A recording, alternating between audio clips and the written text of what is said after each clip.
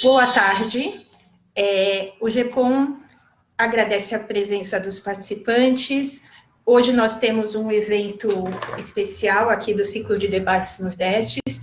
Nós temos uma sequência de eventos já acontecendo desde 2019 com esse tema, que começou com a palestra do professor Durval Muniz de Albuquerque. Então, a ideia desse ciclo de debates é quebrar os estereótipos a respeito das migrações nordestinas, em especial, que é o que nós estudamos aqui, quebrar os estereótipos da homogeneidade, né, da ideia de que exista um Nordeste, de que exista um migrante nordestino, de que exista uma cultura homogênea no Nordeste, que a gente sabe que essa é uma ideia construída e que o Nordeste é muito mais complexo do que tudo o que nós imaginamos aqui no Sudeste.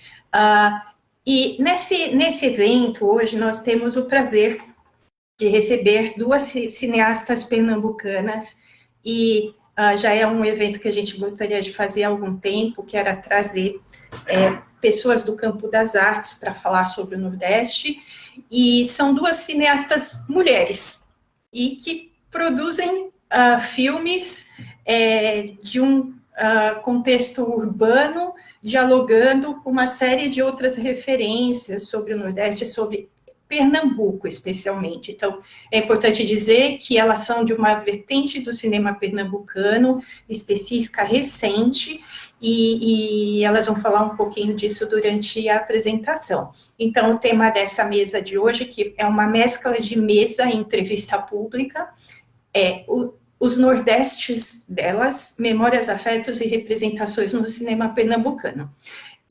Então, eu vou apresentar as duas cineastas, a Adelina Pontual e a Tauana Uchoa, e antes disso, eu vou apresentar os pesquisadores que estão aqui, são pesquisadores do GEPOM.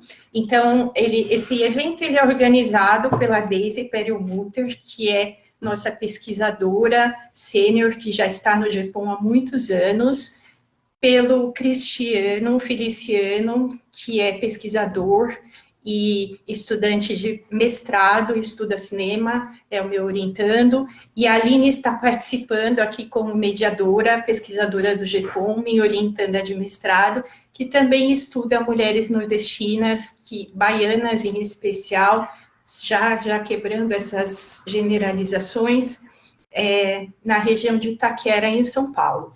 Bom, então vou falar um pouquinho das cineastas e vou passar a palavra ao Cristiano e à Daisy, que farão as primeiras perguntas para elas. A Adelina Pontual, ela é graduada em Comunicação Social e mestre nessa área pela Universidade Federal de Pernambuco. Ela estudou cinema na Escola Internacional de Cine e Televisão de Cuba, com especialização em montagem. Entre seus trabalhos como roteirista e diretora, destacam-se o longa-metragem documental Rio Doce. Nós deixamos um link na descrição, na chamada do evento. Quem quiser assistir pode acessar o link desse documentário. E os curtas Cachaça, o pedido eu acho que a gente deixou o link também. Se não deixou, eu vou colocar lá, ele está disponível no YouTube. Filme que lançou com a atriz Hermila Guedes no cinema. E Retrato. Atualmente desenvolve o projeto de Martina Skylab, o primeiro longa-metragem de ficção. Tauana Uchoa é cineasta, produtora, roteirista e diretora executiva da produtora Quital, com U, ponto de interrogação. Formada em artes visuais pelas faculdades integradas Barros Melo, tem como filme mais premiado o documentário Não Tem Só Mandacaru, de 2016, que nós também deixamos o link disponível na descrição, tá? Parece que ia ficar disponível só até hoje, depois ela pode falar sobre isso. Então, esse documentário é sobre a presença imperativa da poesia na cidade de São José do Egito, que pode ser visto até hoje no link que está disponível na nossa divulgação do evento. Ela também é diretora dos curtas Cozinheiras de Terreiro e A Vida em uma Viagem Azul, ainda em processo de finalização. Bom, Tauana, Adelina, é um grande prazer recebê-las aqui no GEPOM. Adoraríamos que fosse presencialmente, mas nossas atividades presenciais, todas as atividades da universidade estão suspensas em função da pandemia, mas tem uma vantagem de não termos a presença física de vocês aqui, que é o alcance maior que a internet acaba permitindo para um debate como esse. Então, é a oportunidade, né, de um esclarecimento sobre o que é o cinema pernambucano, em especial, feito por mulheres, do que é essa concepção de Nordeste para vocês, ela vai ter um alcance muito maior.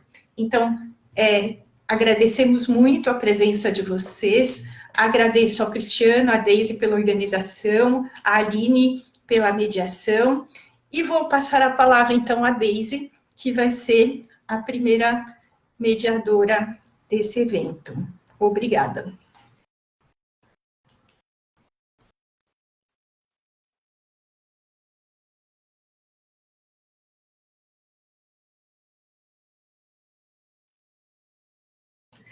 Liga o microfone. É genial, né? Porque a gente pensa e na hora... Bom, agradeço imensamente a interlocução, a presença, as trocas, e, enfim, a disponibilidade para pensar junto conosco sobre essas questões todas relacionadas às representações, e essa experiência muito mais abrangente do que é a nordestinidade, as nordestinidades. Elaboramos uma primeira questão, que é a tentativa de fazer uma espécie de uma história de vida a partir de marcos sensoriais. Como a gente tem uma limitação de tempo aqui no contexto desse encontro, a gente achou que uma maneira de talvez fazer esse exercício retroativo de história de vida seria propor um exercício sensorial e solicitar a vocês que reconstituam as possíveis marcas, experiências que foram constituintes para a imagem construída sobre o Nordeste. Sonoridades, paisagens, textos, vínculos, práticas, ritos, expressões, velocidades, espaços. Simplificando, o que singulariza a nordestinidade para cada uma de vocês. Então, eu vou pedir... talvez a Adelina comece, que chegou antes no cinema pernambucano, e depois a gente passa já imediatamente para Tauana.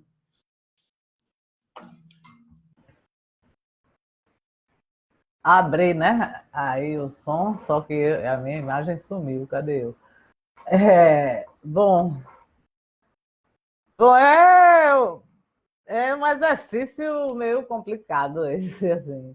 Eu lembro, bom, como tem essa coisa da sensorialidade de imagens, dessas coisas, eu pensei muito, assim, quando você falou, né, que eu parei um pouco para pensar uma coisa, um lugar que eu me sinto muito acolhida e que tem uma coisa que é a amplitude do sertão. Eu não sou sertaneja, mas é um lugar que eu me sinto acolhida ali, o silêncio desse sertão rural, porque o sertão também hoje em dia é super contraste. Tem um sertão, o rural, meio arcaico, e tem a loucura dos centros urbanos do sertão também, né? Que eu lembro também do filme de Marcelo Gomes e Karim Ainu, O Sertão de Acrílico Azul Piscina, né?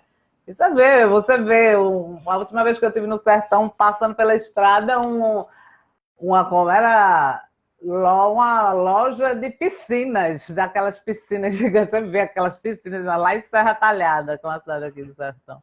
Então, essas coisas, né? Mas essa coisa muito do lugar, dessa amplitude, desse espaço, desse silêncio, que me remete ao contraste total do barulho do Recife, da gritaria dos camelôs no centro da cidade, os pregoeiros, que é uma coisa da minha infância também. Que esses pregoeiros que hoje em dia se concentram no centro da cidade, antigamente passavam na porta das casas, nos bairros mesmo, gritando, vendendo de tudo. E é isso também para mim de memória, não sei se eu estou falando um pouco muito de memória afetiva, mas foi o que me veio assim quando vocês passaram essa pergunta.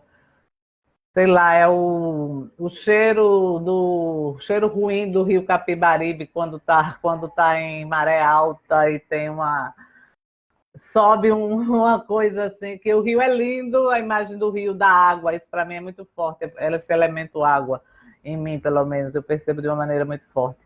E, e esse rio tão lindo, mas que sobe essa coisa que você vai, ui, ui, a maré subiu. Então são essas imagens, assim, um pouco que... Mas, por exemplo, eu falo do sertão, mas é uma memória afetiva. Ele não está presente. Eu acho que ele está presente em mim. Eu já vim conhecer o sertão um pouco mais velha, mas foi uma coisa que me tomou muito. Mas assim, que não está nos meus filmes. Eu acho que meus filmes são muito mais a urbanidade mesmo desse Recife maluco aqui que a gente vive. Em algum momento ou outro eu vou, sei lá, eu acho que está mais presente essa coisa dessa urbanidade meio caótica mesmo. Não sei se eu respondo a pergunta, veio essas coisas, umas ideias sensoriais, assim, e de lembranças afetivas, foi o que me veio. Eu acho que juntando um pouco isso, né, que a Adelina falou, o que eu pensei, assim, que foi proposta nessa pergunta é a questão do calor. Não o calor somente por ser calor, por ser um lugar quente, né? Que eu acho que é a primeira coisa que todo mundo pensa, inclusive quando assiste o Não Tem Só Mandacaru, mas o calor afetivo. O calor de você chegar em qualquer cidade do Nordeste e ser bem recebido, né? Esse acolhimento que o nordestino tem com toda e qualquer pessoa. Eu acho que a questão do sotaque também, para mim, é uma coisa muito singular, porque é muito engraçado achar também, né, reforçando isso, que o nordestino ele tem um sotaque. Só que só aqui em Pernambuco, se você for por cada cidadezinha, né, seja para o lado do sertão, Zona da Mata, Agreste, o sotaque muda. Ele é completamente diferente. Então, assim, cada cidade do Nordeste ele vai ter uma essência muito única dele. Então, como a Adelina falou, mesmo que isso não esteja presente em todas as produções, né, que eu faço, que a gente faz, mas isso está muito dentro da história de ser nordestino. Então, você carrega essa bagagem, né? E no meu caso especificamente, eu bebo dessas fontes, né? Eu me inspiro nesses cineastas que vieram antes. A Adelina, para mim, está sendo uma honra estar participando aqui, né, na mesa junto com ela, porque também tem essa coisa da afetividade, esse calor, esse poder encontrar essas pessoas com tanta facilidade, né? Mesmo a gente não se conhecendo pessoalmente ainda, mas eu já conhecia a Adelina. E você se identificar com algo que está presente na obra, ou ter alguma coisa afetiva da sua infância. Então, para mim, essa coisa, voltando ainda para essa coisa do calor, né? Não vai só para o sertão. Tem o calor da praia, por exemplo, porque no Nordeste tem muita praia. Então, a minha infância foi muito essa coisa de estar no litoral, né? Durante as férias de verão, e estar mais para o lado do sertão nas férias de inverno, né? Visitando parentes, ou realmente indo para conhecer os lugares daqui. Então, eu acho que isso está muito dentro de mim, essa poesia que o Nordeste tem, seja uma poesia oralizada ou escrita, né, literária, ou a poesia realmente dos lugares e de tudo que envolve, né, o Nordeste. Maravilhoso. Tem uma pergunta aqui que eu acho que eu vou introduzir já, porque ela cabe melhor nesse momento do que mais para frente, que a gente tentou sair um pouco, driblar, mas eu acho que cabe aqui. Se a relação da história de vida de vocês e suas produções, o que aparece nos filmes, na filmografia, que está relacionado com a história de vida, com a trajetória de vocês, formação. Então, Adelina, por gentileza. Bom, é como eu falei, né? Acho que minha produção se centra muito no urbano. E isso, eu sou de Recife, né? Nasci aqui, sou aqui, sou daqui. E tenho uma relação com a família na Zona da Mata também, mas assim, meu primeiro curta aqui foi o Cachaça. Foi um curta todo filmado no centro do Recife, um bar. E é uma aposta de dois homens tomando para ver quem toma mais cachaça. Essa é a história. Assim, foi uma notícia de jornal, eu tirei do jornal isso e adaptei, comecei, quer dizer, criei uma história totalmente diferente da que estava no jornal, mas assim, a síntese era essa, que realmente tinha acontecido isso, essa aposta. Então foi meu primeiro curta, quando eu assim, tinha pouco tempo, tinha chegado de Cuba. Então já desde o começo veio essa coisa do urbano. Foi todo filmado no Recife antigo, que ainda estava numa fase meio abandonada lá, aquele centro. E tinha isso, tem essa coisa muito forte. Eu acho que com o Rio Doce CDU também são questões urbanas, de tentar me debruçar mesmo sobre a cidade. Um olhar contemplativo, mas que ao mesmo tempo é um olhar, de certa forma, crítico também, né? Porque eu estou ali vendo que as transformações da cidade, tanto de Recife quanto de Olinda. Né? Aí o pedido tem mais a ver com essa coisa da Zona da Mata, que é a coisa da infância, essa coisa rural.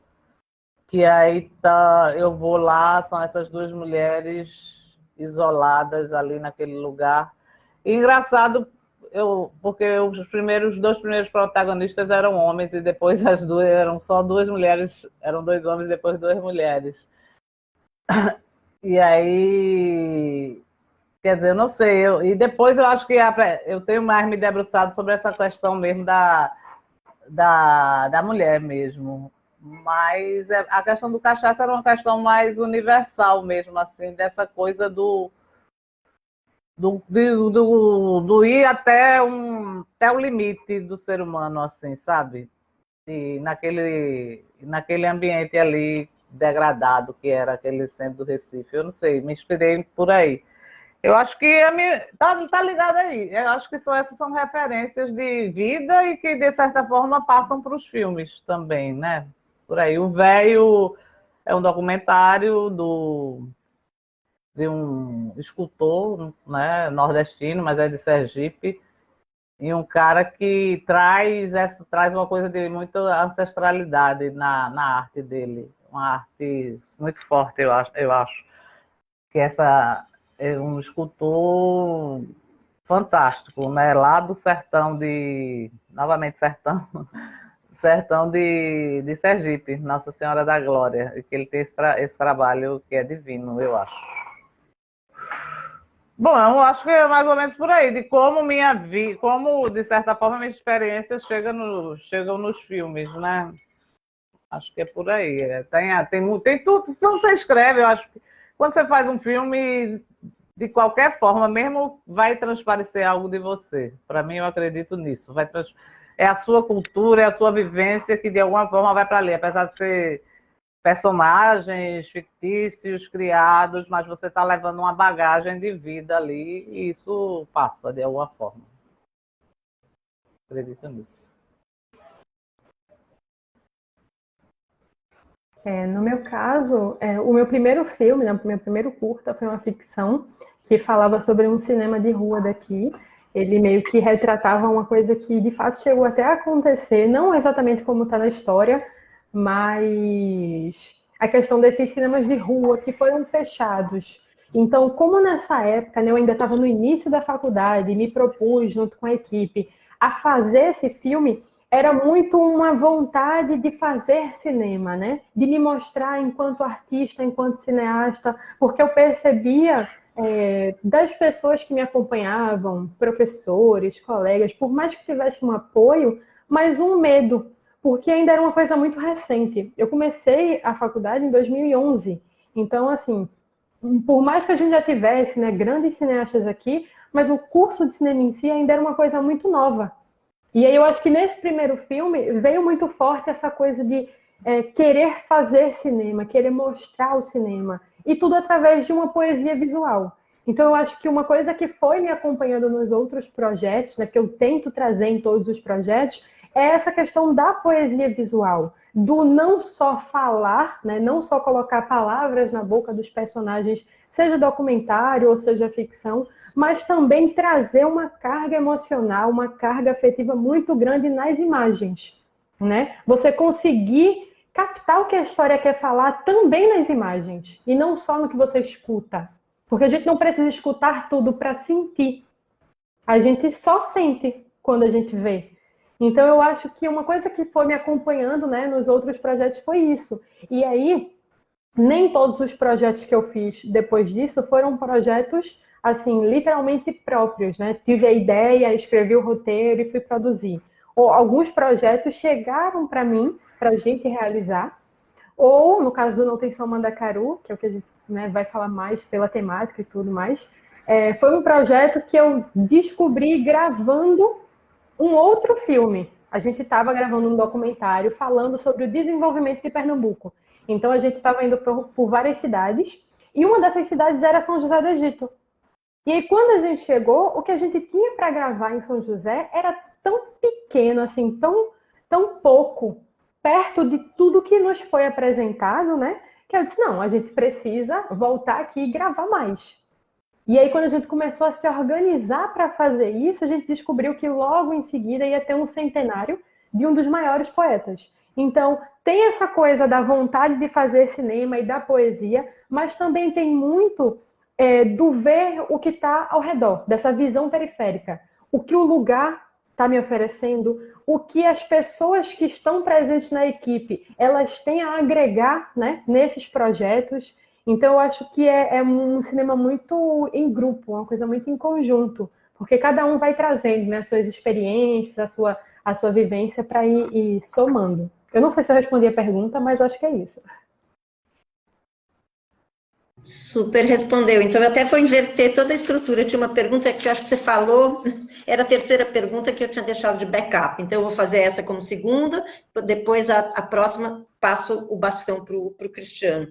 Eu assisti um debate recentemente, há um mês e meio atrás, sobre cinema nordestino no Sesc, não sei se vocês chegaram a assistir, e os participantes foram o Camilo Cavalcante, o Petrus Cariri, Alain de Berton, Glenda Nicário. E teve uma pergunta interessante falando, enfim, que se existe um elo comum, algo, enfim, elementos que agregam esse cinema nordestino como um bloco, né? Se ele tem elos que o identificam como um cinema com uma marca determinada. E eles, assim, todos responderam que identificaram algumas afinidades com um cinema forte, pulsante, e feito em equipe, uma equipe movida pelo afeto e pela cumplicidade. Então, eu acho que Tauana falou isso agora, gostaria que ambas contassem um pouco das suas experiências com as equipes, acho que todas, enfim, a Adelina trabalhou o tempo todo, isso é muito interessante, como vocês se articulam como um coro, e praticamente estão todos presentes em todos os filmes. Então, se vocês puderem trazer um pouco essa dimensão coletiva e afetiva do cinema, como talvez um elo, um elemento comum ao cinema nordestino, acho que pode ser muito interessante. Uhum. Bom, realmente eu acho que esse é um traço marcante mesmo.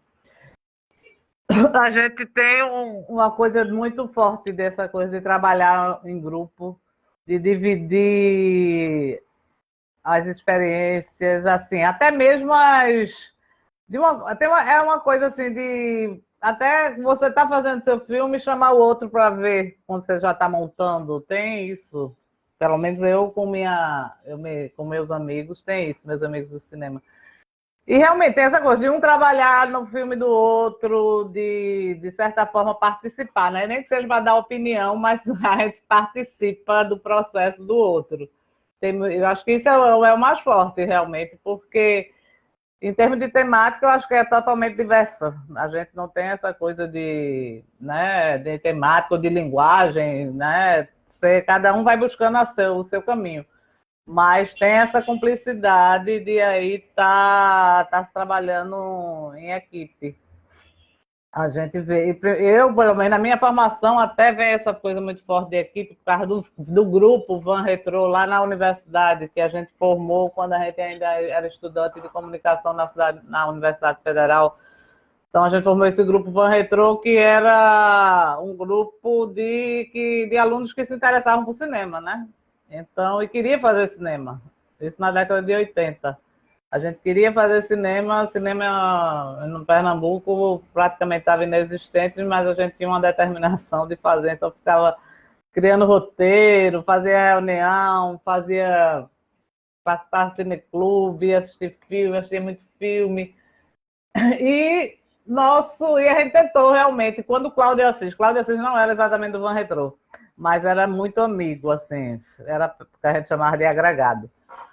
Aí, quando o Cláudio Assis recebeu o prêmio para fazer o primeiro curta dele, o Cláudio disse, agora, todo mundo junto, e a gente foi justamente essa equipe que fez o curta de Cláudio, o Henrique, o primeiro curta de Cláudio. E isso ficou mesmo. Aí quando depois, né, no Baile Perfumado, novamente, Lírio e Paulo também era um dos que circulava na época, era também da turma da Federal nessa época, Paulo Caldas, iam fazer o filme, também procurou articular todo mundo daquela época que ainda estava no cinema, mexendo com audiovisual, mexendo no cinema, e foi todo mundo lá para o Sertão para fazer o Baile Perfumado. Então tem essa coisa, e que até hoje, Hilton Lacerda, que não é meu amigo da época da universidade, é de depois da época do baile, por exemplo, mas sempre qualquer coisa que eu faço, eu acho que o Hilton está sempre presente, nem que seja para dar opinião. E, de certa forma, ele também gosta de que eu esteja, nem que seja para dar opinião nas coisas dele. Então, tem muito isso. É muito forte. E, consequentemente, isso se permanece, né? Se perpetua até hoje. Porque se na época, um pouco atrás, o Delino já tinha essa formação, né, de grupo, eu acho que hoje isso também continua e talvez venha até mais forte, porque a gente tem mais cursos de cinema, né? Tem mais pessoas envolvidas diretamente no mundo cinematográfico, como não tinha antes, né? Da mesma forma. E eu acho que o que caracteriza, para mim, né, muito forte o cinema pernambucano é essa coisa do cinema independente. É a questão de você fazer um cinema com garra, de você realmente querer e acreditar naquele projeto, reunir um grupo de pessoas que está ali muito empolgado e muito decidido, né? Todo mundo dá as mãos e vai fazer aquele filme e vai realmente construir, apostar naquele projeto. Então, isso eu já via isso muito forte na minha época de faculdade, que, né, nem é tanto tempo atrás, mas já faz um bom tempo. Então, eu já vi isso muito forte na minha turma e, consequentemente, nos projetos que eu fui fazendo com esse grupo, né, com que a gente estudava. E, consequentemente, ainda continuo vendo agora na turma do meu irmão, por exemplo, que também estuda cinema, se formou agora recentemente. Então, você vê que essa constituição de grupos, né, é muito forte, porque é justamente você unir pessoas que têm o mesmo propósito de contar essas histórias. Eu também não acho que tem uma temática específica para todos os filmes. Eu acho que são filmes que cada um vai sentindo e acredita tanto naquela história, no potencial daquele filme, que acaba que o resto da equipe também abraça aquilo. Passa a acreditar junto com você. Mesmo que não acreditasse antes, passa a acreditar com você e você consegue construir aquilo junto. Sabe? Então, eu acho que isso é realmente o forte do cinema pernambucano.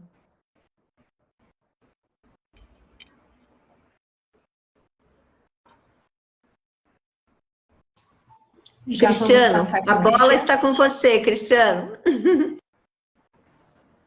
Oi, gente, boa noite, tudo bem? Um grande prazer estar aqui participando dessa conversa tão agradável. Eu sou suspeito para falar de cinema pernambucano, né, que é um dos meus objetos de estudo no mestrado, e sou um grande entusiasta mesmo, e muito obrigado, tá, pela participação dessas duas grandes cineastas de cinema pernambucano que também vem representando esse cinema, né?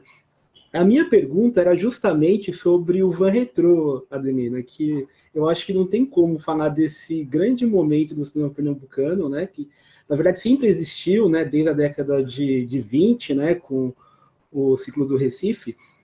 Aí, de repente, um grupo de estudantes se junta para fazer cinema.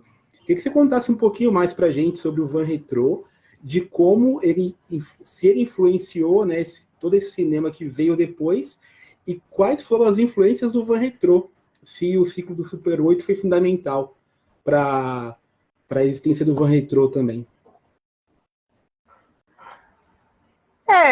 Eu acho assim, foi uma, como eu falei, foi lá, essa turma de comunicação coincidiu da gente entrar junto na universidade e ter essas afinidades. A gente foi descobrindo ali as afinidades, né, durante o processo, durante o curso, e aí formou esse grupo, o Van Retrô, que a gente, era isso, escrever. A gente tem um roteiro até hoje que nunca foi, como é filmado, foi o Biodegradável.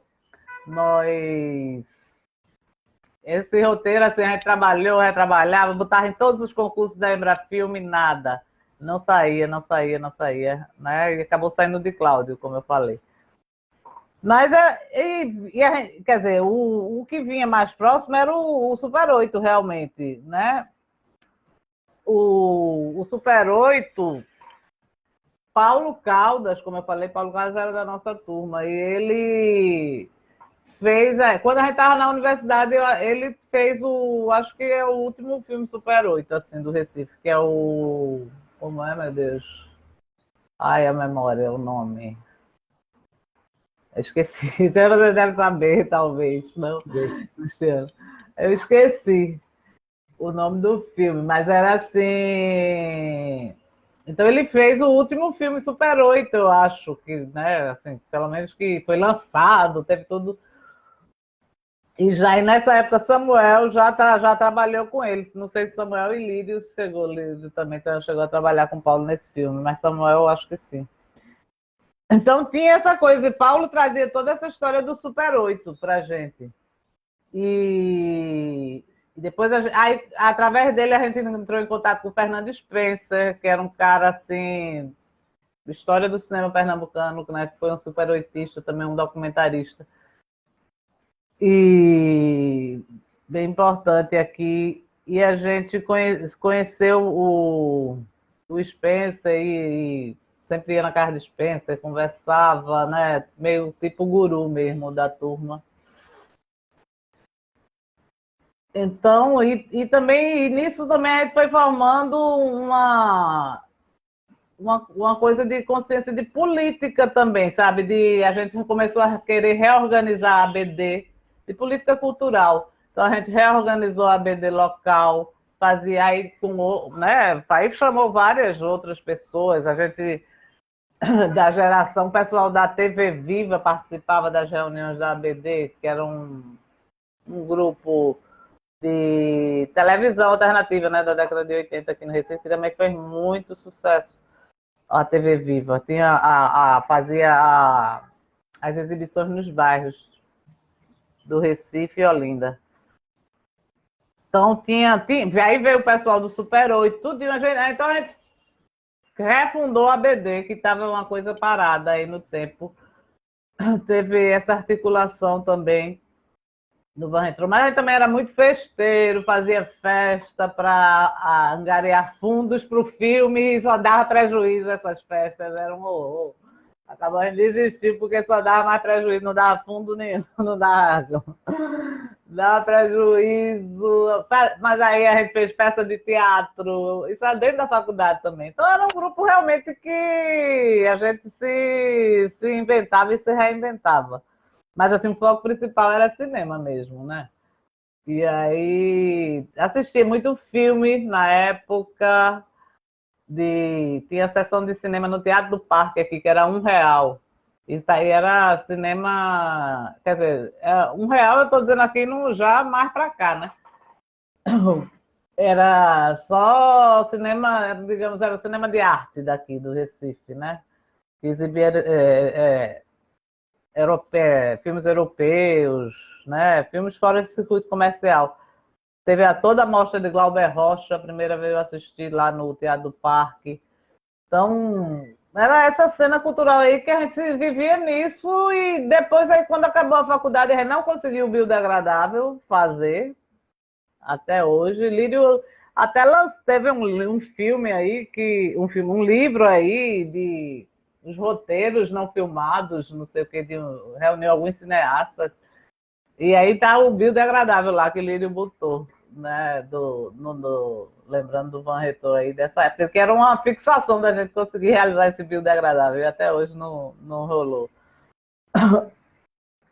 Então foi uma experiência muito forte. E aí a gente trouxe isso, acabou, depois todo mundo se dispersou, foi cuidar um pouco da sua vida, assim, Lírio, Paulo e Cláudio ficaram no Recife, né, batalhando ainda, tentando cinema, né, que cada vez ficava mais difícil, e eu fui embora para Cuba e cada um foi seguindo o seu rumo, mas depois Valéria Ferro era desse grupo. Valéria Ferro é técnica de som hoje em dia, né, está em muitas produções. Valéria participa aí, ela mora no Rio. Então, Samuel hoje é professor de cinema na UFSCar. Então foi isso, cada um foi seguindo o seu próprio caminho, mas foi uma coisa muito forte. Modéstia à parte, eu acho que se não fosse a geração da gente realmente ter vincado o pé, buscado soluções, feito cinema, final dos anos 80, nos anos 90, os nossos curtas, até o Baile Perfumado, que aí, pronto, existe cinema realmente aqui, e é um cinema pernambucano, existe cinema em Pernambuco, né, digamos, e eu acho que passou a ser uma referência para as novas gerações, eu acho. Eu acho que teve isso. Se falar em alguma contribuição nossa, eu acho que tem sim. Tem essa de a gente ter segurado a onda durante todo aquele tempo que não conseguia fazer nada, que era muito difícil produzir, e de ter se articulado politicamente para poder conseguir os primeiros concursos de roteiros aqui do Estado, tudo isso. Então, eu acho que a geração da gente marca esse período e abre um caminho para o que vem depois, que é essa maravilha de olhares, né? Uma turma jovem, nova, e aí vai, né? Aí vai vindo as outras gerações. Camilo, Kleber Mendonça, até chegar, né? Tauana e companhia aí, com o pessoal mais jovem aí. Falando em abrir caminhos, né? Aí, Tauana está aqui em presente, né, Tauana, para confirmar essa nova geração que cada vez mais está na porta do cinema pernambucano e fazendo projetos incríveis também. Queria saber de você, como é que você descobre essa cidade, Tauana, que só tem poeta e poesia, né? Como é que foi, assim, com esses depoimentos desses artistas, e também se teve uma projeção específica para essa cidade depois, quando o curta estava pronto? Então, eu fui conhecer São José do Egito, como eu estava falando antes, na gravação de um outro documentário. Esse documentário falava sobre Pernambuco. A gente tinha várias cidades, né, para seguir. Na época eu estava indo como estagiária para esse projeto, e aí acontece uma coisa inusitada. Infelizmente, né, a mãe do produtor, ela faleceu quando a gente ainda estava na primeira cidade. E como a gente já tinha feito, né, outro projeto antes, que foi esse meu primeiro curta, esse produtor também estudava comigo, e era uma equipe que já estava ali se formando enquanto equipe que iria trabalhar em muitos outros projetos até hoje, inclusive. Ali foi muito difícil porque a gente não sabia que medida tomar, porque o filme precisava, né, o projeto ali precisava ser gravado, mas ele não tinha condições de continuar. Então ele chegou para a equipe, que era uma equipe muito pequena, né? Era um projeto documentário, assim, não era um filme, né? O projeto não era para ser um filme, era para ser uma reportagem. E ele disse, eu vou entregar o projeto na mão de vocês, já está tudo certo. E virou para mim e disse, você vai fazer a produção. Só que aí, tipo, eu nunca tinha feito um projeto daquele tamanho, né? Então me pegou de surpresa, mas era uma coisa que não tinha muita a opção de dizer não. você tinha que fazer. E aí, indo por essas cidades, a gente chegou em São José. Quando a gente chegou, já tinha tudo arquitetado, o que tinha que ser perguntado, quem a gente ia entrevistar, já estava tudo certo. Quando a gente senta com esse pessoal numa casa, que hoje é o Museu de Louro, né, lá na cidade, que é esse poeta que é tão famoso, conhecido, ele é muito importante para a história do lugar e para a história da poesia em Pernambuco também.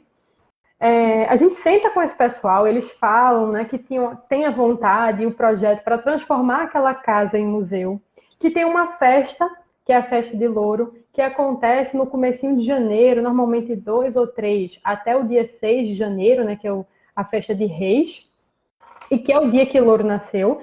Então eles disseram que sempre faziam essa festa, e que no ano seguinte, né, isso foi em 2014, em 2015, janeiro de 2015, iriam se comemorar o centenário de Louro.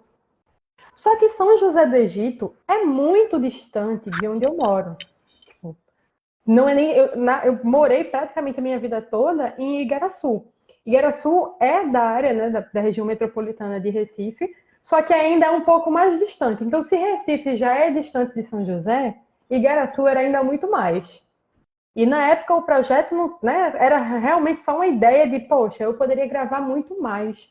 Eles têm muito mais material, muito mais conteúdo, né, para se fazer um projeto para mostrar o lugar. E não era só o meu filme que estava sendo produzido sobre São José, até então.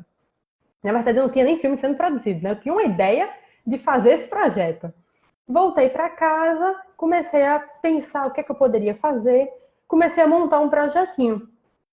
E aí mandei, né, fiz a inscrição desse projeto em alguns editais, não passou, mas eu não ia ter a oportunidade de gravar com aqueles poetas falando sobre poesia, né, exaltando a poesia em um centenário, se eu fosse esperar para fazer esse projeto depois. E aí entra o que a gente estava falando sobre esse cinema, que é quase que um cinema de guerrilha, que é você ter essa vontade de produzir, de querer fazer, se juntar com a equipe e ir produzir. Então, basicamente, o projeto, né, a comunicação com essas pessoas da cidade foi tudo pela internet. Foi quase um pré-pandemia, assim, ter que resolver tudo via Facebook, mensagem, e-mail, tudo a gente resolveu dessa forma. E viajou para passar uma semana lá. Então, a gente chegou no começo dessa festa, né? Passou a festa e ainda passou um pouquinho de tempo depois. Porque aí, durante a festa, outras pessoas, outras personalidades, outros personagens foram surgindo. Então, parecia que a cada pessoa que a gente conversava, que a gente entrevistava, tinha muito mais conteúdo, assim, muito mais poesia, porque lá, a cidade, o pessoal, quem não é poeta, né, eles falam que quem não é poeta, quem não faz poesia, sabe uma poesia decorada. E a poesia, ela não está só na oralidade, que isso é um dos meninos fala no filme, que para o cabra ser poeta, basta ele ficar calado quando o outro está dizendo o verso. Então, só de você parar para escutar, você já está fazendo poesia. Então, assim, é uma cidade encantadora, né? São pessoas encantadoras, é um clima agradável, maravilhoso, cultura esbanjando, assim, por tudo quanto é canto. E aí eu volto para casa com um longa-metragem, praticamente, né? Porque eu conheci a cidade, né, por meio desse processo, desse projeto, mas eu não conheci da forma como eu conheci quando eu fui gravar. Então, todo o planejamento que eu tinha foi por água abaixo, porque a gente gravou muito mais do que esperava. Teve material que não conseguiu nem entrar no filme, porque era muita coisa realmente. Mas aí a gente entrou naquele papel do diretor de precisar realmente abrir mão de algumas coisas e trouxe aí o formato do Não Tem Só Mandacaru, esse corte. E tu perguntas também a questão a exibição da cidade, né? A própria cidade, como é que ela foi vista. Assim que a gente terminou o filme, a primeira exibição do filme foi na cidade, foi na festa seguinte, né? 101 anos de Louro, porque realmente a festa acontece todo ano. Quando a gente foi gravar, inclusive, a casa, né, já era museu, já tinha virado um museu, era a inauguração do museu também. Então a gente fez essa exibição e eu não tinha muita pretensão, assim, eu lógico, queria mandar para os festivais e tudo mais, mas eu não tinha dimensão da proporção que esse filme ia tomar. De estar agora aqui, em pleno 2021, conversando com vocês sobre isso. Porque, veja, fiz o filme em 2015. Então, a gente exibiu para a cidade, todo mundo ficou encantado, maravilhoso, se ver na tela, né? Se ver na tela. E pronto. Depois disso, eu comecei, sim, a mandar para uns festivais, como é de praxe, né? A gente que faz cinema independente, principalmente, curta-metragem, tem que mandar para essas janelas. E o filme começou a ser aceito nos festivais. E começou a ter um reconhecimento, e começou a ser premiado, e uma coisa assim que, para mim, que eu ainda me considerava muito iniciante, foi uma coisa avassaladora, porque foi de repente. E aí o filme continua perpetuando. Então, assim, ele foi lançado em 2016, mas desde então ele não parou. Não teve um momento que o filme, tipo, não estou sendo exibido em lugar nenhum, não estou participando de nada. O tempo todo ele vai sendo reciclado, ele vai sendo exibido em outros lugares, sendo convidado para conversar sobre outras coisas, né, como está sendo agora. E a própria cidade, que já tinha essa visibilidade por causa da festa, começou a ganhar ainda mais visibilidade, ainda mais visitante, por causa desse projeto, por causa dos outros filmes que foram produzidos lá, né, também nesse mesmo período, porque o que seria melhor, né, do que você realmente mostrar essa cidade? E a ideia do filme é fazer com que quem assistisse se sentisse dentro da festa, se sentisse dentro de São José, se sentisse parte daquilo ali. Então, o filme vai mesclando, né? Entrevista, show, tudo o que acontece no filme é basicamente o que acontece quando você está lá, participando da festa. A única diferença é que a gente tem a coisa do presencial, né?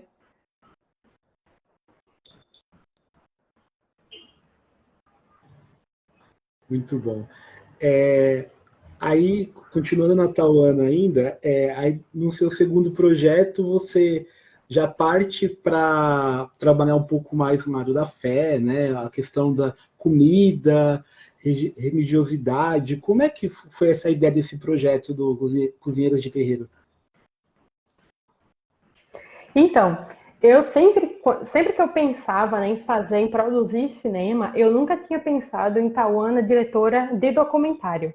Eu sempre tinha pensado muito na questão da ficção, quero ser diretora de ficção e tudo mais. Quando veio o Não Tem Só Mandacaru, eu comecei a ficar, né, conhecida como diretora de documentário.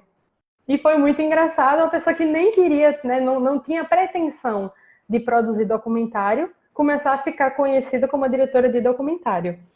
O Cozinheiras de Terreiro, que é o nosso filme, né, mais recente, ele foi lançado em 2020, é um filme que ele chegou por causa do Não Tem Só Mandacaru.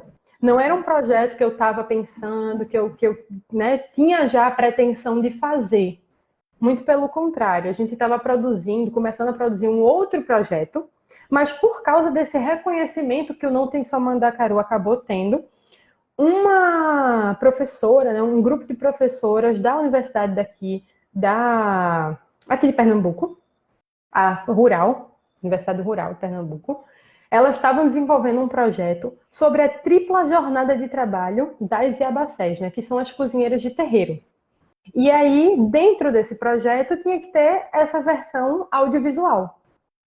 Quando elas chegaram, né, para conversar comigo, disseram que tinham visto Não Tem Só Mandacaru e queriam algo com aquela linguagem, a gente conversou bastante sobre isso. Eu disse, olha, como não é um projeto que eu não tenho um estudo muito grande sobre, eu preciso, porque assim, o tempo que a gente tinha também para desenvolver isso era muito curto.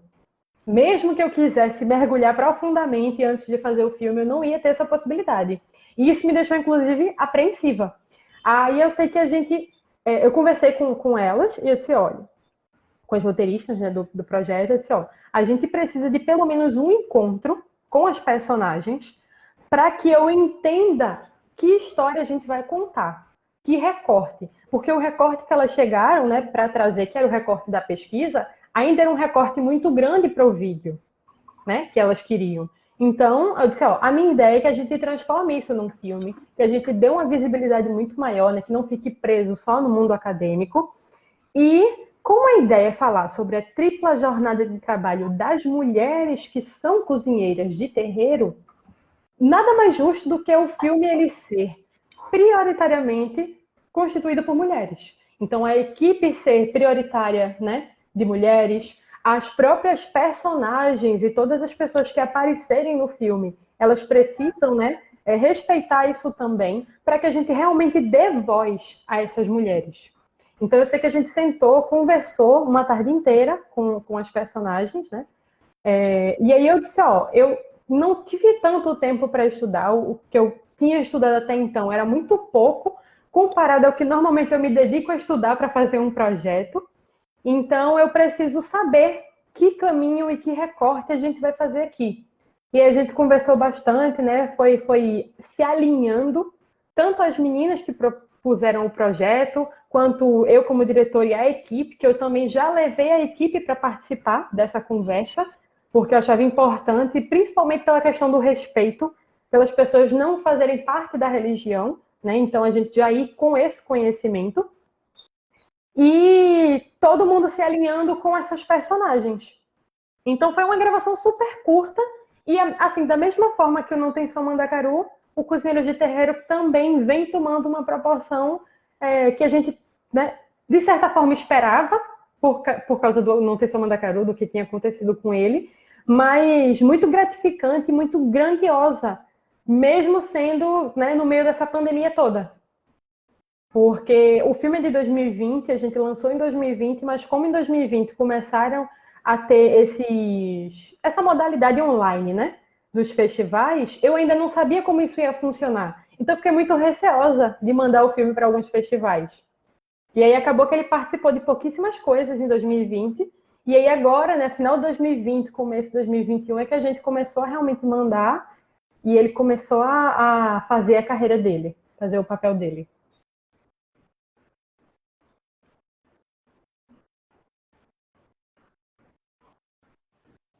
Que ótimo. Voltando um pouco para a Denina. Denina, em dois curtas seus, né, o Pedido e o Retrato, você trabalha muito a questão de memórias, né, de vivências, mas o que chamou muita atenção é a questão da imagem, né, que você parte para esses dois curtas falando de fotografia. Isso foi uma coincidência ou como é que você teve a ideia para esses dois projetos, que são super interessantes? Não, isso aí, a ideia era fazer realmente, eram três curtas, uma espécie de trilogia da imagem e do retrato, da imagem retrato, fotografia, trabalhar com fotografia, mas foto fixa, retrato. E o meu primeiro roteiro era o retrato, o primeiro roteiro que eu fiz, que assim, diferente do que foi filmado hoje, atualmente, né? Porque isso faz tempo. Então, ainda no final dos anos 90, né? Então, eu comecei a fazer a pesquisa em cima do tema que eu queria desenvolver, que era a questão da fotografia, né, da foto fixa, dessa representação. E aí eu descobri essa história das fotos fúnebres.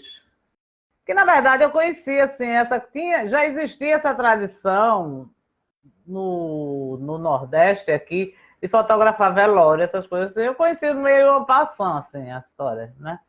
Mas, quando eu comecei a fazer pesquisa, então eu descobri coisas que eram anúncios de jornal, assim, 1800 e alguma coisa aí, final de 1800 e tanto. Anúncios de jornal de fotógrafos especializados em fotos fúnebres. Aí fui pesquisando, descobrindo que era um nicho mesmo, que as pessoas tinham esse costume de fotografar e ficar bonita para a foto, o defunto, né? Ficar bonito para a foto fúnebre. Aí fui desenvolver essa pesquisa, achei super interessante essa história.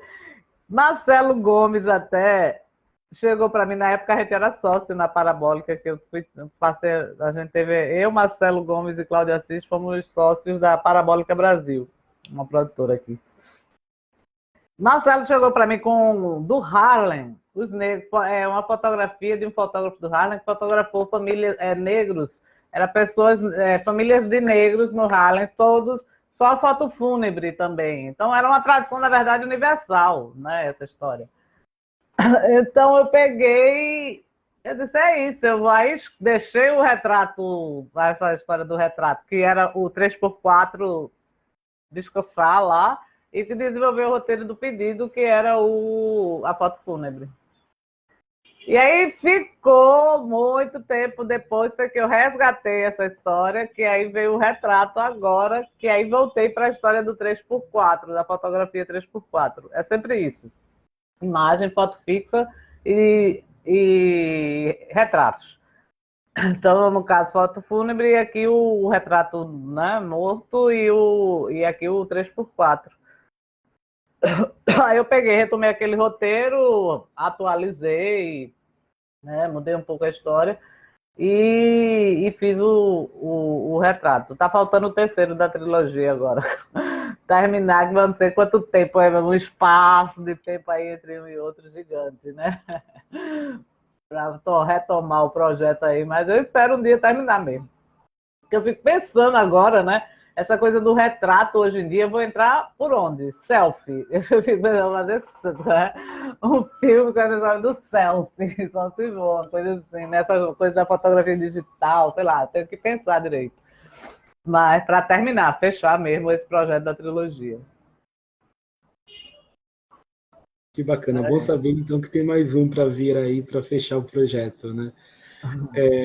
Ô, Adelina, aí você decide, no seu primeiro longa-metragem, acompanhar um percurso de um ônibus, né?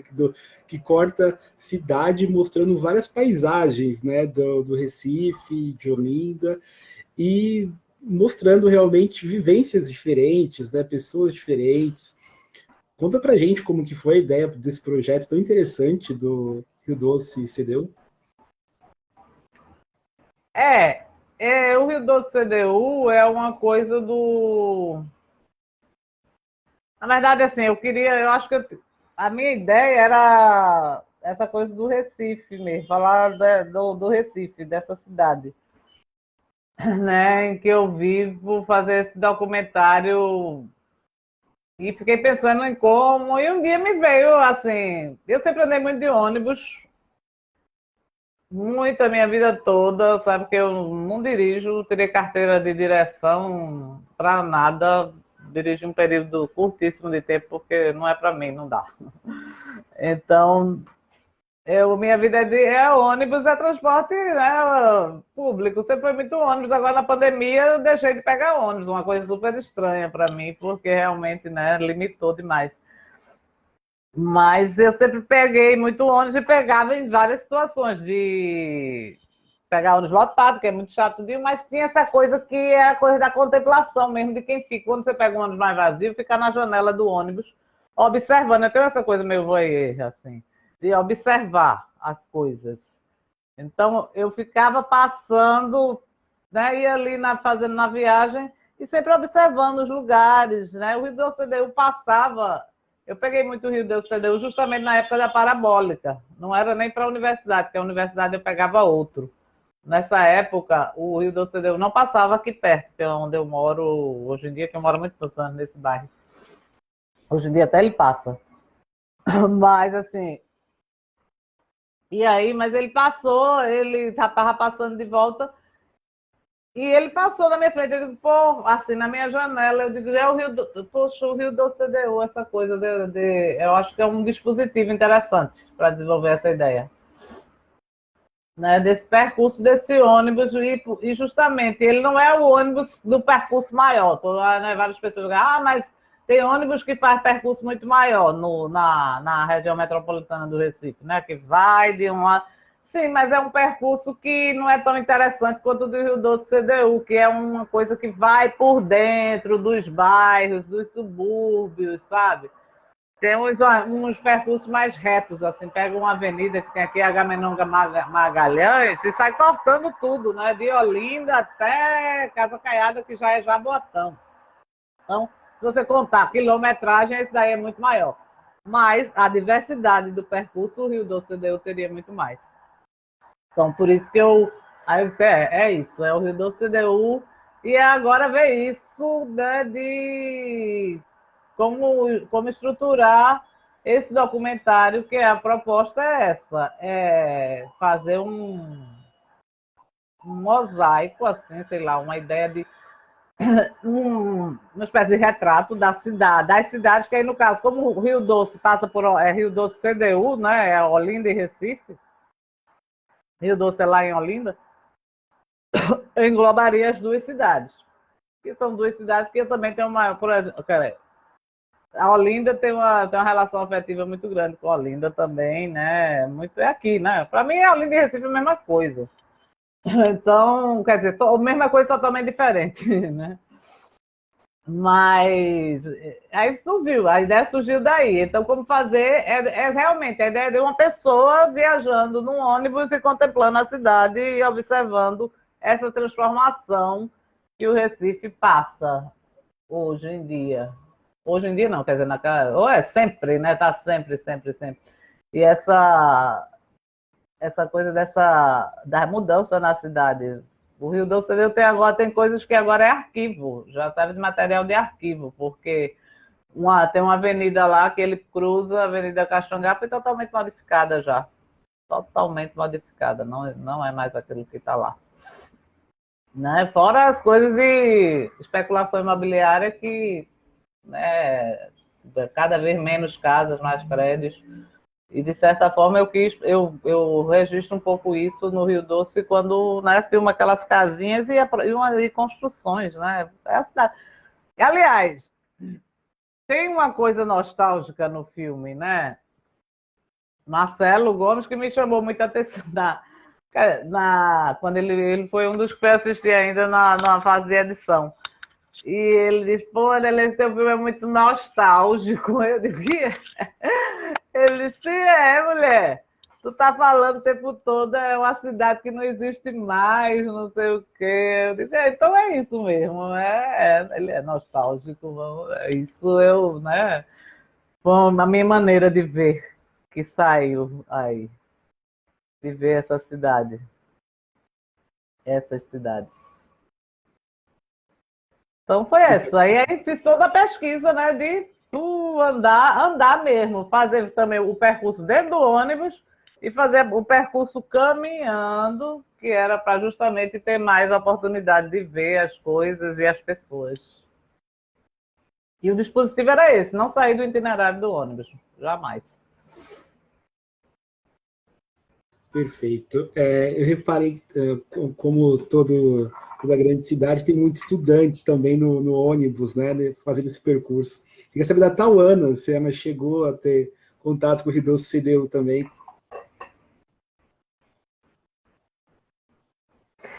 Então, isso é uma história que a gente estava até conversando rapidinho nos bastidores, que o filme de Adelina, ele realmente é extremamente nostálgico. E não é uma nostalgia, talvez agora para mim seja uma nostalgia distante, né? Uma coisa realmente do passado. Mas quando o filme saiu, né, que eu vi a chamada do Rio Doce CDU e assisti o filme, era uma coisa assim de tipo, poxa, eu vivo o que está dentro desse filme, né? Eu vivo esse percurso. Eu, além, né, de ter me formado em cinema, eu também me formei em gestão de turismo e era numa faculdade nesse centro universitário, né, na cidade universitária. Então, tem alguns ônibus que você pode pegar para chegar lá e um deles era o Rio Doce CDU. E eu acredito, isso é uma coisa também minha, né, uma coisa aqui dentro, que, não generalizando, mas acho que a maioria dos artistas, quando entra num ônibus, né, quando entra num transporte público, ele começa a observar. Porque o artista em si, ele já é muito observador. Então, você entra naquele ônibus para observar as pessoas e também para criar.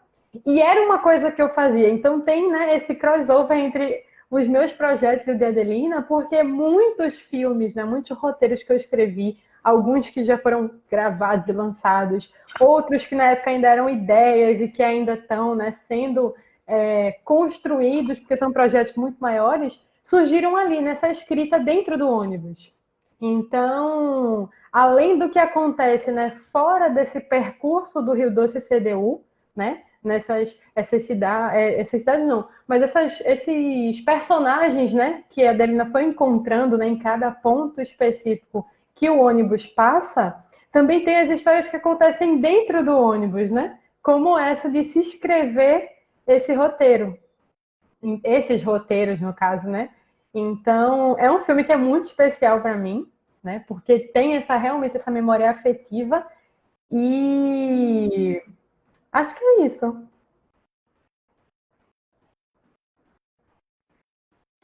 Cristiano, acho que a gente podia, te mandei uma mensagem aqui, você não chegou a ver. Eu acho que como a gente tem pouco tempo, tem duas perguntas muito, muito importantes. Acho que a Aline podia colocar, que é sobre o papel da mulher no cinema pernambucano, lugar, presença, e a questão das representações do Nordeste, que são questões importantes para as nossas discussões. Posso complementar, Daisy? Eu queria que o público soubesse que nós temos um limite, um teto de horário, né, que é às 18h30, devido à disponibilidade das nossas convidadas. Então, nós temos milhões de perguntas. Eu estou aqui, assim, jogando umas no chat, tem perguntas das pessoas que estão assistindo, que são várias. A Aline vai tentar fazer um compilado dessas perguntas para vocês duas, vocês respondam como vocês quiserem. Quero insistir um pouco nessa questão da imagem do Nordeste e da sua vivência pessoal, o que vocês trazem, e essa questão da mulher como diretora no cinema nordestino e do Brasil. Mas tem muita questão aqui interessante que Aline, você consegue dar uma resumida, passar por todas elas para elas tentarem responder e ainda fazer a sua pergunta, caso você tenha? Muito obrigada. Boa noite a todos. Eu vou tentar dar uma resumida, que dá uma sintetizada. Tem muita coisa interessante que seria legal vocês abordarem, mas o tempo está um pouco curto, né? Então, um ponto muito importante que a gente está com muita curiosidade de saber é como é ser mulher, ter esse papel de ser mulher e estar nessas direções. Como é que funciona? Vocês encontraram algum tipo de barreira? Sentiram resistência nesse cenário? Como é que é para vocês? E já também seguindo nessa linha, vocês acham que as obras elas contribuem para a quebra de paradigma sobre o Nordeste? Vocês perceberam que essas obras elas conseguiram tocar as pessoas a terem uma outra perspectiva? Por exemplo, no curta da Tawane, em que ela fala lá sobre não é só Mandacaru, as pessoas, no começo fala mesmo, né, que as pessoas remetem à seca, mas mostra muita poesia. E a imagem que o Matuto é fulcro e tudo mais. Então, quando vê que existem muitas pessoas ali que declamam poesias, é muito lindo. Então, você acha que isso também contribui para que as pessoas tivessem uma outra perspectiva sobre aquele território? Vamos ver aqui. E também de que forma que o cinema nordestino tem contribuído para a construção do cinema brasileiro também. De que forma ele é visto? Vocês sentem que o impacto das obras de vocês tem alcançado outros territórios, não só se restringido ao Nordeste, tem aguçado a curiosidade das pessoas de conhecerem o local, de terem outras vivências, de irem mais a fundo sobre isso? E também como que tem sido a visibilidade, né, nos festivais, devido à pandemia, né, todo o cenário mudou. Então, como é que tem sido isso? Como é que tem sido esse alcance? Foi bem resumido. Então, se vocês puderem comentar um pouco com a gente, seria muito interessante. Começamos. Quem gostaria de começar? A Tawane, por enquanto. Posso começar, pronto. Calma, que foram muitas perguntas. Se eu for esquecendo de alguma, só me lembra que eu tento pelo menos dar uma resumida nelas. Em relação, vamos pela ordem, né? Ser mulher e ser diretora. Quando eu pensei em fazer cinema, a minha primeira barreira foi ser diretora. Não diretora nem mulher, mas ser diretora de cinema. Porque embora a gente já tivesse começado, né, essa coisa de ter cursos aqui, de ter percussores do cinema, como a própria Adelina, né, e vários outros diretores que acabam influenciando todo mundo que veio depois, tinha essa barreira de fazer cinema, de fazer arte, de ser artista, viver como artista. Isso por si só já era uma barreira. Então foi uma das primeiras barreiras que eu tive que enfrentar. Logo depois disso, veio essa barreira, né, que em tese era invisível para mim, mas quando você começa a ter na prática, né, fazer as coisas na prática, por um período, hoje eu não vejo tanto dessa forma, mas acho que quando eu ainda estava muito nesse início, tinha esse preconceito disfarçado, né? Era um preconceito velado, porque era uma coisa assim de você é muito inexperiente, você ainda não tem projeto suficiente para pegar esse outro trabalho aqui.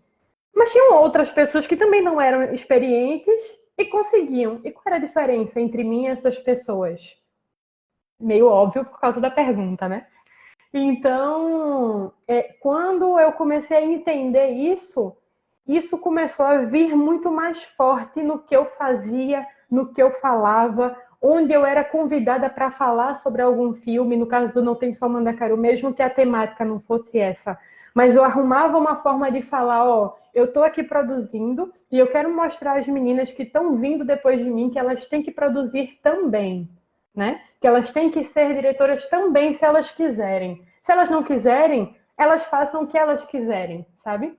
E aí, acabou que nesse meio tempo, eu formulei até um canal, né, no YouTube, chamado Ela Faz Cinema, que a ideia era justamente estimular esses jovens que estavam começando a produzir cinema a entender que não é tão fácil, mas não é impossível. E que você precisa tentar, que você precisa produzir, né? E acreditar no que você está fazendo, no que você está construindo. Porque se você deixa que o outro no meio que você está fazendo, é óbvio que você vai cair naquela, né? Você não vai acreditar no que você faz. Então, a primeira pessoa a acreditar nos seus projetos é você mesmo. Porque senão nem a equipe acredita, sabe? Então, eu acho que isso foi me fazendo ser mais forte e conseguir contornar melhor algumas dificuldades que eu fui enfrentando. Eu posso dizer que eu não enfrentei tanta dificuldade assim, né? Tantas barreiras só por ser mulher, até porque meio que, entre muitas aspas, está em moda agora, né? Você ser mulher e produzir muita coisa, né? Tem a questão de realmente isso ser importante, mas tem muita gente que acha que isso é um modismo. Então é bacana chamar mulheres para produzir projetos, porque meio que está na moda. E aí a gente tem que ter muito cuidado em você está sendo chamado porque realmente é importante o seu olhar enquanto mulher, ou porque tem essa coisa de não, a gente tem que ter uma mulher, mas tem que ter uma mulher para quê? Só para dizer que você tem nesse projeto? Então eu acho que eu tenho muito esse cuidado de analisar os projetos em que eu vou participar, né? E alerto, né, as meninas que eu conheço, que trabalham comigo e que estão começando agora, né, de alguma forma, que estão vendo esse ao vivo ou que vão ver esse vídeo gravado depois, de ter sempre esse cuidado do que vai produzir, com quem vai produzir, e sempre estar produzindo, né? Sempre se colocar nesse mercado, na arte que elas querem produzir e tudo mais. Tu tinha perguntado sobre o Não Tem Só Mandacaru, não lembro especificamente o quê. De que forma ele contribui para a quebra de paradigmas do Nordeste? Sim, acho que tanto ele quanto o Cozinheiros de Terreiro, né, que a gente também já falou aqui, a ideia principal dos dois títulos era trazer esse choque.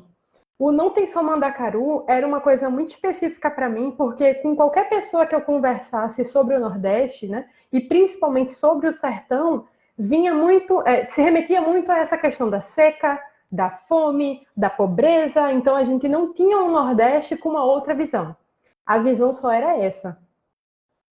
E aí, quando eu vou para São José e encontro essa preciosidade que está representada no filme como São José, mas que a gente vai encontrar, né, de formas diferentes em cada cidade que a gente for aqui pelo Nordeste, a minha ideia principal era, não, a gente vai começar o filme mostrando, né, tanto no título quanto nas primeiras imagens, o que é que tem de mais clichê quando as pessoas pensam no sertão.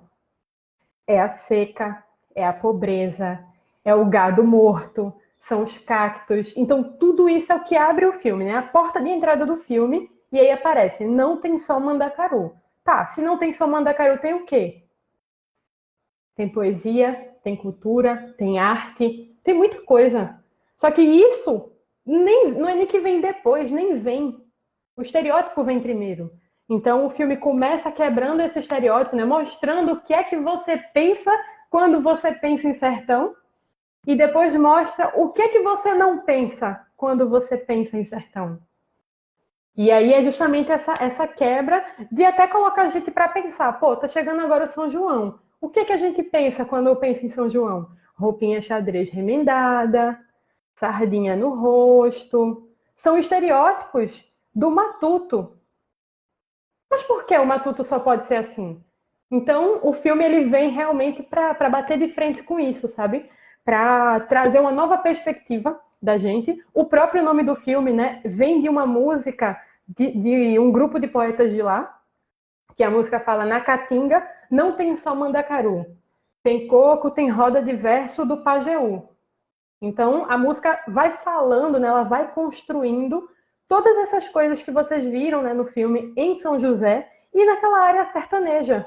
Então, mostra tudo que a gente não vê. Poesia, sentimento, a própria água, que é uma coisa que parece que não existe. Ela existe, ela está presente lá. Então, é uma coisa bem, bem forte, assim, eu acho, do filme. E tinha mais coisa, que eu já esqueci as perguntas. Vou tentar sintetizar. Sobre os festivais, como é que tem sido? Tem alcançado o Brasil inteiro. E fora também, por incrível que pareça. Tanto o Não Tem Só Mandacaru quanto o Rio de Terreiro, ele começou a ir, né, para vários festivais nesse circuito nacional e logo em seguida para algumas coisas internacionais também. O que me admira muito no Não Tem Só Mandacaru é que é um assunto que é tão recorrente, é uma coisa que precisa tanto ser falada, que ele foi lançado em 2016, a gente está em 2021 e a gente agora está falando sobre o Não Tem Só Mandacaru. Então é um filme que ele não é datado, parece que ele não vai ter fim, sabe? É um filme que ele não é um filme de Tauana, não é um filme da equipe, é um filme que ele já é pertencente da nossa cultura, sabe? Ele já é uma coisa que ele vai muito além do que eu pensei que poderia ter feito. Porque ele gera debates como esse, e como tantos outros que a gente já participou, né, falando sobre o filme. Então, ele praticamente deixou de ser filme para ser um estimulador de debate. E continua participando e recebendo alguns prêmios, alguns reconhecimentos, né, sobre todas essas temáticas que ele levanta, né, e a importância, de fato, de se falar sobre isso. A gente precisa precisamos escutar a Adelina, eu estou preocupada, eu estou com papel inglório de monitorar o tempo.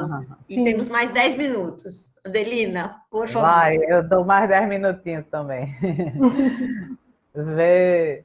Não, como é? A primeira foi a mulher, né?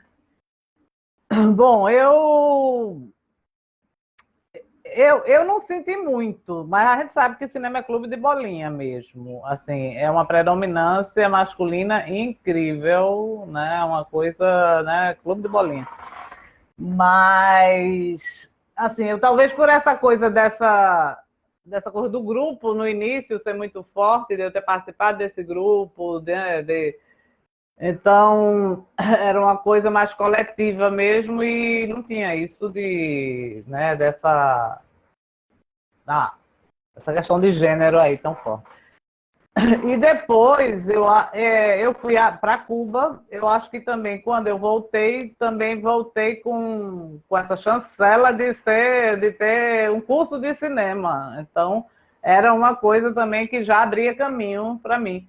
Mas assim, eu nunca senti realmente. Fiz, e assim, eu acho que também por uma questão de, sei lá, essa coisa um pouco que a Tauana falou. Você tem o seu projeto, você tem que ir atrás e batalhar e abrir seu espaço, sabe? Não dá para ficar esperando, assim. Tem que ir atrás e levar adiante. E eu acho que dessa forma... Agora, eu não sei, eu acho que talvez por essa questão dessa tradição masculina do cinema tenha inibido por tanto tempo a participação feminina, principalmente nessas áreas de cabeça, de equipe, né, de chefia. E quando eu comecei também a dirigir, uma coisa que para mim também tinha muito claro, a minha primeira fotógrafa, e que depois trabalhou comigo em pelo menos mais 3 filmes, foi Jane Malaquias, que eu acho que era uma questão também muito importante, a participação das mulheres nessa área técnica. Assim, não só da direção, como participar da área técnica. E Jane estudou comigo lá em Cuba, se formou como fotógrafa. Então, quando eu entrei, fui selecionada no primeiro edital aqui, que foi o do Cachaça, Jane veio fazer comigo essa parceria de fazer a fotografia do filme. E Jane, quando chegou aqui, também fez, e aí Marcelo também ia filmar, porque Marcelo também tinha aprovado no mesmo concurso. Foi eu, Lírio e Marcelo, aprovamos nesse primeiro concurso Ari Severo do Pernambuco. Então, Marcelo procurou, né, saber também quem era comigo, né, quais eram as referências de Jane, não sei o quê. Quando ele conheceu, vai ser ela. Então, ela já veio, já fotografou o meu e o de Marcelo, até por uma questão de baratear custo também, né?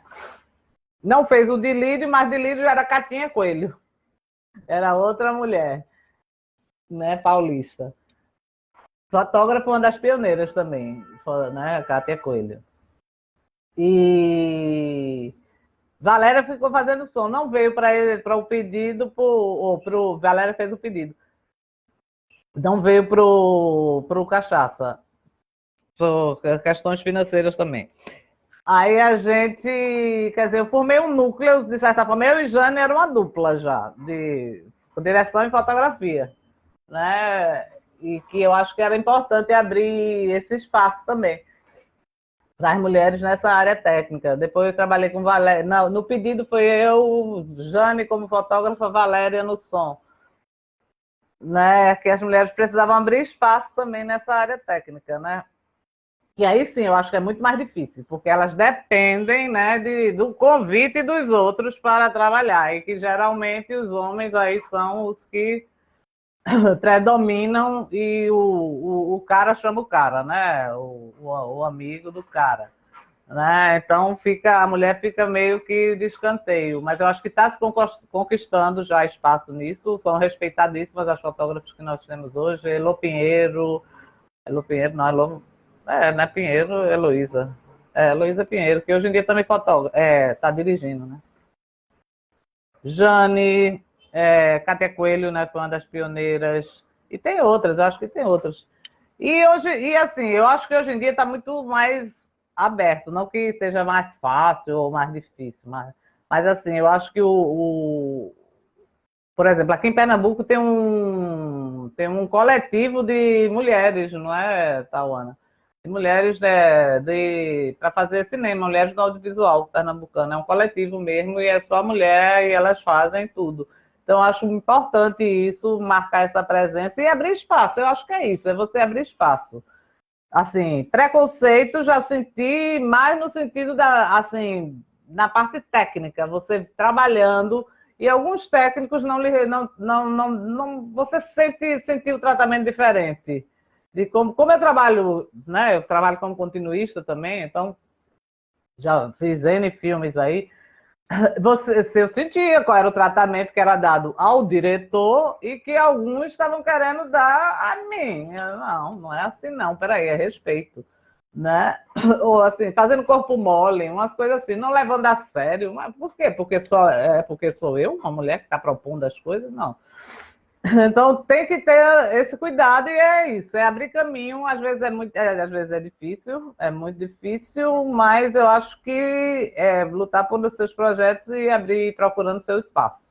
Não dá para voltar atrás. Eu acho que agora a mulher já está num patamar que não dá para voltar atrás mesmo, é ir em frente. E que era mais a importância do cinema pernambucano hoje em dia, eu acho que é total, né? Na cinematografia brasileira, eu acho que faz parte, assim, e não dá para separar, não dá para tirar, porque a gente, do cinema nordestino, aliás, também, né? Não só Pernambuco, mas Pernambuco tem uma produção forte, mas tem gente, tem o pessoal do Ceará, tem de outros estados também, que tem uma produção aí forte e muito... Quando eu falei, não existe uma temática, certo? Mas existe uma coisa de uma inventividade de linguagem que eu acho que às vezes se diferencia. Eu acho que talvez por a gente não viver tão perto desse núcleo produtivo que já foi tão estandarizado assim de TV, inclusive de TV, né? De TV Globo, imagina, o cinema carioca às vezes, eu acho que sofreu muito com essa influência dessa coisa, dessa televisão tão forte, tão presente. A gente não tem isso, então a gente tem uma coisa de buscar mais essa coisa da linguagem. Então, e até por estar fora mesmo, então a gente vai fazer do jeito que a gente acha que tem que fazer, sabe? E eu acho que isso a gente acabou entrando e chegando ali, conquistou seu espaço. É totalmente. E festivais, eu acho que está em tudo quanto é festival. Hoje em dia, os filmes nordestinos, filme brasileiro, e o Nordeste com uma presença muito forte. Festivais internacionais, né? Ganhando prêmio em Cannes, ganhando em Roterdã, sei lá, no aquele Berlim, né? Eu acho que a gente tem já, é o espaço, eu acho que a gente faz parte desse cinema. E é uma coisa que é assim, não vem também com esse papo de que cinema nordestino, cinema do Sudeste. Não, é o cinema brasileiro, sabe? E aceitar a diversidade dentro disso, que é o cinema brasileiro que se faz. Eu acho que é isso. E é claro que cada um vai trazer a sua cultura, as suas coisas para os seus filmes, né? A cultura, a presença de onde você. A sua cultura está presente quando você produz arte, vai estar presente de alguma forma, né? A gente tem uma experiência totalmente diferente de uma experiência de um paulistano, né? E a gente faz. É diferente o olhar, talvez, não sei. Mas assim. É um olhar. Se qualquer outro ponto do Brasil tem o seu olhar para a sua realidade. E o cinema que é feito no Nordeste também volta a ser esse olhar para a realidade. Uma realidade que é atual. Acabou esse clichê também de... ao contrário, a gente odeia mostrar sertãozinho com final de tarde, bonitinho, né? O mandacaruzinho, aquela coisa. Qual é? Não é isso. Isso aqui já não dá, né? A gente está muito mais talvez eu acho que se bebeu em alguma raiz muito mais de cinema novo, né? Da luz dura, daquela coisa meio urgente também, a urgência. Principalmente Glauber Rocha, né? Aquela urgência, cinema urgente. Eu acho que é por aí. Tem mais alguma coisa? Tem várias, Adelina. Vocês têm tempo? Acho que não, né? Eu posso ficar mais um pouquinho, vai. Então, Aline, quais pontos que elas ainda não tocaram que talvez dê para elas passarem brevemente aí? Tem uma que é interessante, que ele pergunta como que se pensa a perspectiva dos sujeitos retratados dentro da construção do roteiro.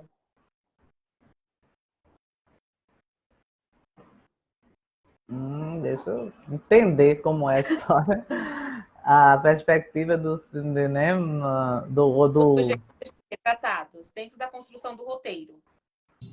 Acho que é um pouco o que Eduardo Coutinho fazia, né? Que ele reestruturava os roteiros a partir da qualidade das falas, da intensidade das falas.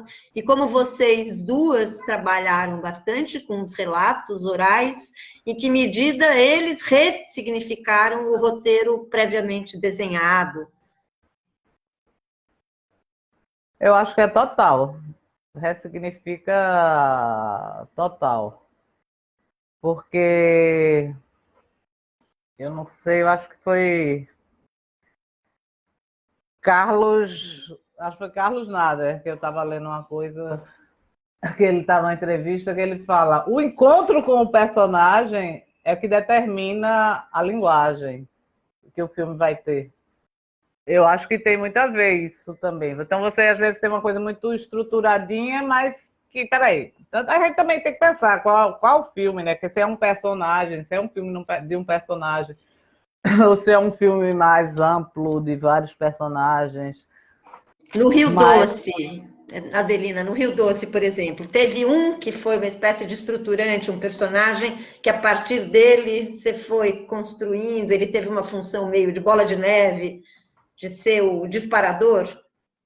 Não, ali eu tinha mais uma coisa que era essa, de que os personagens que eu iria buscar é que, bom, que eu encontrasse no percurso e que tivesse uma relação, alguns com, a maior parte com o ônibus, né? Que de alguma forma tivesse alguma relação com o ônibus, ou pelo menos de ver aquele ônibus passar ali na frente.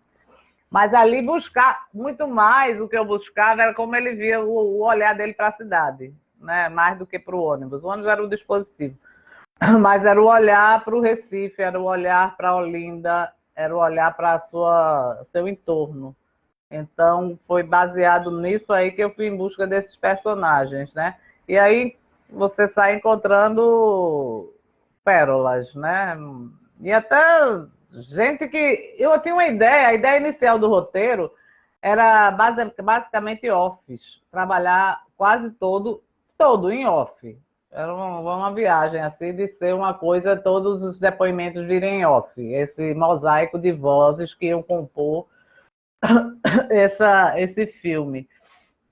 Mas, justamente, aí quando você encontra os personagens, você fala, pô, não tem como tirar, não colocar uma câmera para filmar essa pessoa. Ela olha a expressão, a expressividade, olha como fala. Então, vai ser filmado. E assim, aí quando a gente começou, a gente ainda tinha assim, a dúvida, né? Vamos filmar, mas pode ser que a gente não use, só use off, não use nem. Mas a gente filma bonitinho, enquadra direitinho para se valer, valeu. Então tinha isso, mas assim, então tinha horas que eu fazia, Jesus do céu, como é que eu não vou usar essa pessoa falando assim, falando isso e se expressando dessa forma? Não dá, tem personagens muito ricos. Então aí acabou que realmente a linguagem virou essa. Só dentro do ônibus seria off. Fora eram os próprios personagens que falavam. Tawane? No meu caso, tem uma história bem específica com o Não Pensou Mandacaru. Eu acho que a história, ela só domina o personagem se for uma ficção, e olhe lá, porque nem sempre isso acontece. No caso do documentário, não tem como a história dominar o personagem domina a história. Então, eu escrevi, né, como eu já tinha falado aqui, um roteirinho todo organizado, perguntas que eu queria fazer, já tinha meio que uma ideia de montagem dentro daquele roteiro. Esse personagem está aqui, ele vai caminhando até tal lugar e ele leva a história com ele e tudo mais. E isso era muito ali em torno de 3 personagens principais, que são netos de Louro, né? Que eles têm uma banda que é a banda que tem essa música que deu nome ao filme, que é o Encanto e Poesia. Só que por eles também serem os organizadores da festa, quando a gente chegou para gravar, a realidade era completamente diferente. Porque eles não estavam totalmente, né, disponíveis para fazer todas as gravações que a gente queria. Mesmo participando de uma coisa ou outra, mas não daquela forma de guiar a história por completo. E aí, numa das gravações, uma das primeiras, se eu não me engano, a gente chegou e eu já tinha pensado num outro neto, né, que também participa ali, mas ele canta muito só, que é o Tom Phil, ele não faz parte da banda, não é irmão dos meninos, né, primo dos meninos, todos netos de Louro. E aí, ele chegou para mim e disse, Tawana, vê só, os meninos não vão poder gravar, mas eu estou disponível. Então, o que eu puder, né, assim, responder de pergunta e tudo mais, pode contar comigo. A gente já tinha separado algumas coisas dentro do roteiro para Tom Phil fazer, mas não era da forma como é no filme. Aquela cena, né, logo depois que aparece o nome do filme, que ele anda cantando, que é aquele personagem, ela já estava dentro do roteiro, mas ela não tinha sido pensada para aquele momento. Dentro do roteiro, ela tinha um outro contexto. Quando ele entra como um dos personagens principais que guia essa história, essa cena tomou uma proporção diferente, né? Um sentimento diferente, foi para o começo do filme praticamente. E eu não falei que tipo de música ele tinha que cantar. Eu só disse, ó, eu quero que você caminhe nesse trecho aqui, a gente vai fazer a câmera te acompanhando, e eu queria que você cantasse uma música, qualquer música. E aí ele começa a cantar, quando se olha como é? Quando se olha o clarão da grama seca. Enfim, ele começa a falar, eu não lembro a letra especificamente, mas ele começa a falar exatamente o que a gente falou agora há pouco, né? No próprio filme. De você pensar no sertão como uma coisa seca, como a questão da fome e tudo mais. E logo em seguida ele fala da chuva. E aí, quando a gente vai fazer a entrevista com esse personagem, ele começa a trazer depoimentos que a gente não tinha pensado.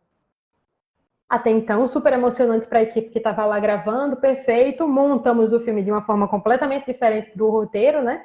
E filme que segue. Quando a gente faz a nossa primeira exibição fora de São José, porque embora em São José tenha sido maravilhosa a exibição, mas eles estão acostumados a ver aquilo ali, né? Assim, a vivenciar aquilo que foi dito, que foi mostrado, o impacto foi totalmente diferente do primeiro festival. A primeira vez que eu entrei no CinePE, né? Eu não tinha entrado ainda com nenhum outro projeto, e a gente entrou com o Não Tem Só Mandacaru. A temática naquele ano era muito em torno dessa questão do Nordeste, e a organização do festival falou que a gente ia abrir o festival com o Não Tem Só Mandacaru. Então, já era aí uma surpresa muito grande, uma maravilha. Quando o filme é colocado na tela para ser exibido, quando ele tá, esse personagem especificamente, né, Tom Phil, ele começa a falar sobre a entrevista dele, todo mundo que estava no cinema começa a aplaudir o filme no meio.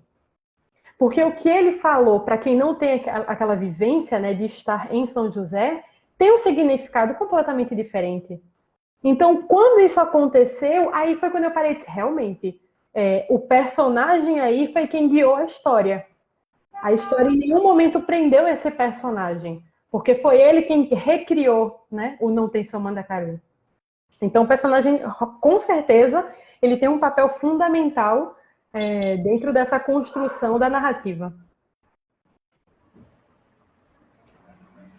Muito obrigada, Tauana e Adelina. Obrigada aos participantes, a todo mundo que acompanhou o evento até aqui.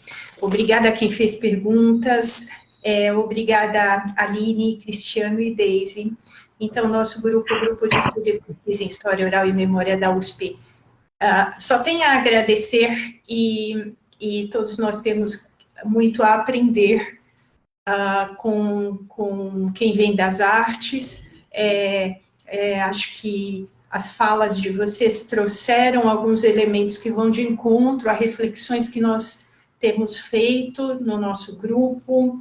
Por exemplo, reflexões que quebram os paradigmas hegemônicos da percepção sobre o que é um determinado cinema nordestino, e acho que a Adelina quase que encerrou com uma frase bastante importante, que nós não é um cinema nordestino, é um cinema brasileiro e sua diversidade. Então, é importante porque essas separações, elas acabam por criar também e reforçar estereótipos.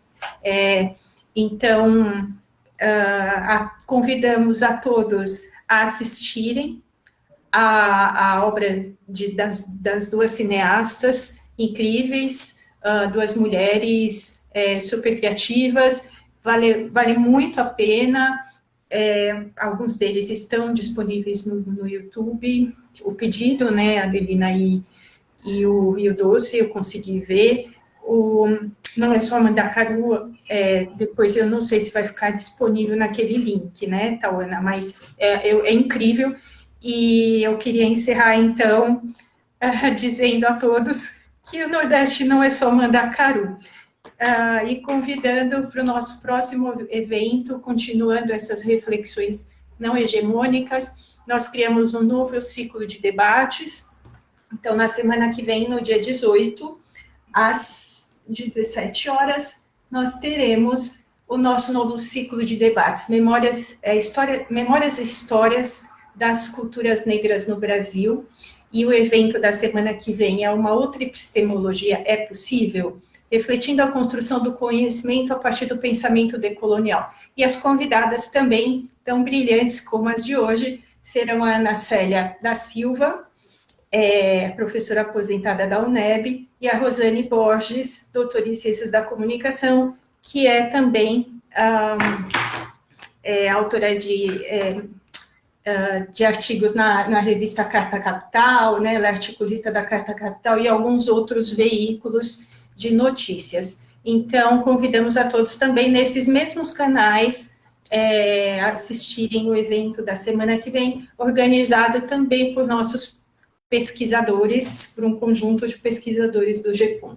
Meninas, muitíssimo obrigada, foi incrível, parabéns pela obra, e esperamos, então, encontrar vocês em outras ocasiões, esperamos que vocês possam vir falar de outros temas aqui em outras oportunidades. Obrigada, boa noite a todos. Obrigada, Adelina, obrigada, Tauana, prazer imenso, espero que a gente possa continuar essa conversa, porque tem pano para manga, tinha assim, a gente deixou ainda uma série de questões aí no stand-by. Olha a minha listinha aqui, ó. A lista era grande. A gente volta para responder, foi um prazer participar e já estamos aqui pronta para a próxima. Ótimo. Prazer foi obrigado, viu, gente? Muito obrigado. Encerrar a transmissão. Obrigada. Muito obrigada. Tchau, tchau. Tchau, tchau.